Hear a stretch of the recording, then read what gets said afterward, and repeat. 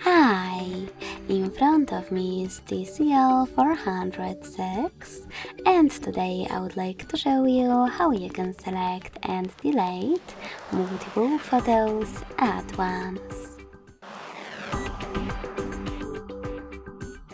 Begin by opening Photos app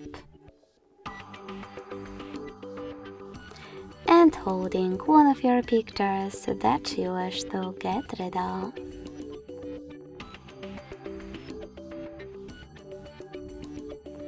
In my case, this one. Now to select multiple right away, click on those type of dots at the top right corners. As you can see, after that, all of those photos were successfully selected. To exclude some of them that you wish to keep, click on the chosen ones.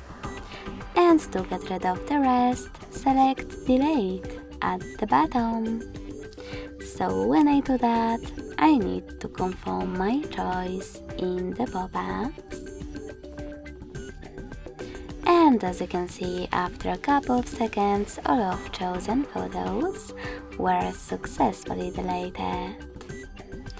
Thanks so much for watching. If you enjoyed this video, don't forget to leave a like, comment and subscribe. Bye!